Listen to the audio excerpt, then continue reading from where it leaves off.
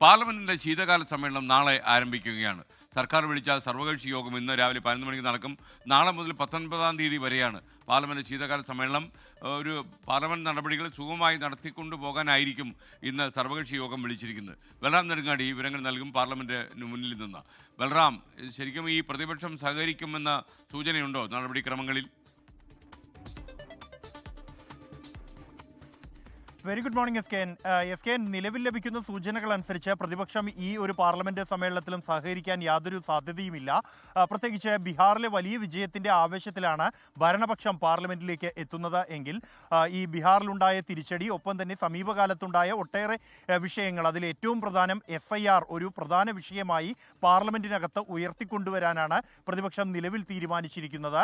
ഒപ്പം തന്നെ വോട്ട് ചോരി അടക്കമുള്ള നിരവധി ആരോപണങ്ങൾ നിലനിൽക്കുന്നുണ്ട്. ഇതെല്ലാം തന്നെ ഇത്തവണ പാർലമെന്റിനെ പ്രക്ഷുബ്ധമാക്കും എന്ന് തന്നെയാണ് കണക്കാക്കുന്നത്.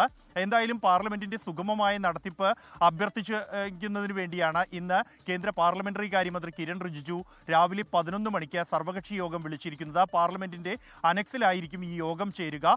ഈ യോഗത്തിന് ശേഷം ഇന്ന് ഉച്ചയ്ക്ക് ശേഷം പാർലമെന്റിന്റെ ബിസിനസ് അഡ്വൈസറി കമ്മിറ്റി, ഇരു സഭകളുടെയും ബിസിനസ് അഡ്വൈസറി കമ്മിറ്റി യോഗവും ചേരുന്നുണ്ട്. അതേസമയം ഈ പാർലമെന്റിൽ എങ്ങനെ ഭരണപക്ഷത്തെ നേരിടണം എന്ന് തീരുമാനിക്കുന്നതിന് ഉള്ള തന്ത്രങ്ങൾ മെനയുന്നതിനുള്ള കോൺഗ്രസിന്റെ യോഗം ഇന്ന് വൈകിട്ട് 5 മണിക്ക് ചേരും. നാളെ രാവിലെ ഇന്ത്യ സഖ്യത്തിന്റെ യോഗം പാർലമെന്റിലെ മല്ലികാർജുൻ ഖാർഗെയുടെ ഓഫീസിൽ ചേരുന്നുണ്ട്. ഈ യോഗത്തിലായിരിക്കും എങ്ങനെ പ്രതിഷേധങ്ങൾ ഉൾപ്പെടെയുള്ളവ സംബന്ധിച്ചുള്ള തീരുമാനമെടുക്കുക. സർക്കാരിനെ സംബന്ധിച്ചിടത്തോളം ഇത്തവണത്തെ പാർലമെന്റ് സമ്മേളനത്തിൽ ആണവോർജ്ജ ബില്ല് അടക്കമുള്ള സുപ്രധാനമായ 12ഓളം ബില്ലുകൾ അവതരിപ്പിക്കാൻ തയ്യാറെടുക്കുന്നു എന്നാണ് ലഭ്യമാകുന്ന സൂചനകൾ. ഇന്നത്തെ ബിസിനസ് അഡ്വൈസറി കമ്മിറ്റി യോഗത്തിന് ശേഷമായിരിക്കും അത് ഏതൊക്കെ എന്ന കാര്യത്തിൽ തീരുമാനമുണ്ടാവുക. എന്നാൽ പ്രതിപക്ഷം ഇതിനെ ശക്തമായി തന്നെ നേരിട്ട് FIR അടക്കമുള്ള വിഷയങ്ങൾ ശക്തമായ ചർച്ച ഉയർത്തിക്കൊണ്ടുവരാനുള്ള ഒരു തയ്യാറെടുപ്പിലാണ്.